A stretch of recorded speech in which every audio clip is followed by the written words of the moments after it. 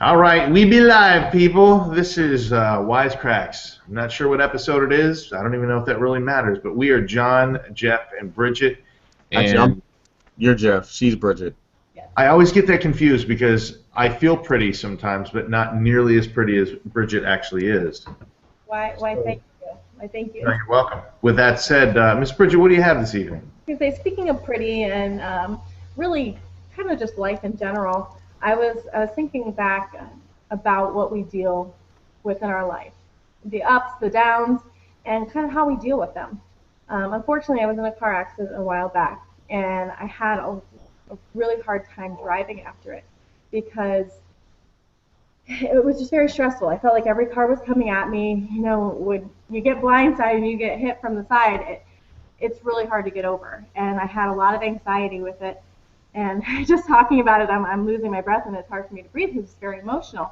So I had a hard time with how do I recover from this. I want my life back, basically. And I think that people deal with this with losing their jobs, with anything, and maybe you guys can share with me in a little bit, but I wanted to tell you what I have done that I feel I still struggle, but I've gotten a lot better. And what I started doing was I started doing a daily devotional. Someone told me about the book. This is a Jesus Calling, and they have different covers, but this is just one of the versions by Sarah Young, and it has given me such peace. Every morning, and people like to do their devotions different times a day. I need it in the morning because that's when I'm going to be in the car. When I go to bed, I'm not going to be in the car for quite a few hours. So I do it in the morning to start my day, to clear my head, and basically tell me that it's out of my control. To extent when you're driving, but the accident wasn't my fault, so it's out of my control. Like, things are going to happen. So what I need to do is I need to focus. And what this book, Jesus Calling, does is it really tells you to give it to Him. If you give all your stress, all your anxiety, all your worries to Him, He'll take care of you. And you just need to, He wants us to depend on Him. Everybody's so about being independent, but I just found that this is what works for me. So I don't know if you guys have dealt with anything in your life and how you've dealt with it. So I just wanted to get your opinion. I was going to say, I think what you're suffering and is very similar to what a lot of people suffer in different situations, but it's a form of PTSD. Right. It really is. It's like, certain things affect people differently. Sometimes somebody might look at it and go, well, it's not that big a deal. You got into an accident, but they weren't sitting in the same car with you. They weren't in that same moment, so it affects everybody differently. But I think we all have that, Right. I think, right, John? Oh, most definitely. I went through the same thing when I got in a car accident. It felt like the car was always sliding.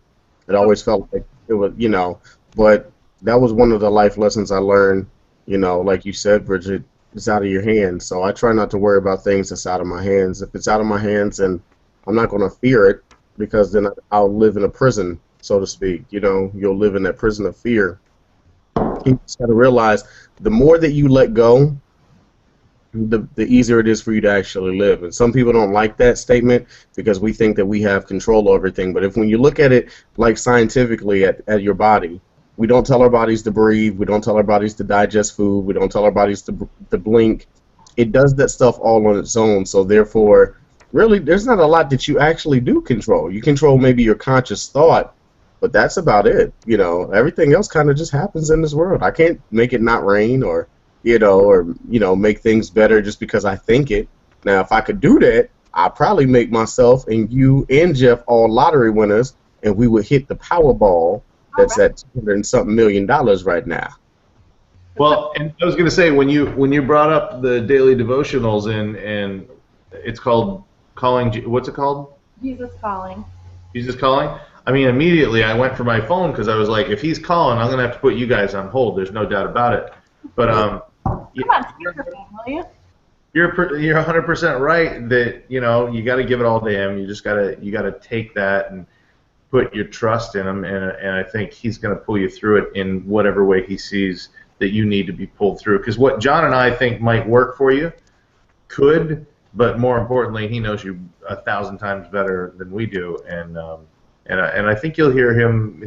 You'll hear him coming at you different ways. I always tell God, I'm like, God, I need a neon sign because I never see signs that are supposed to be given to me, Right. like for simple purposes. I mean, I really do. Whenever I pray for something, I like, can you do that same neon sign, that's like big and blinking and going, hey, yo, this is where you gotta do it. Jeff, crazy story, and I will save it for another segment. I have gotten a lot of those crazy signs in the past couple of days, and I'll have to share them with you at a later date because it's a long story.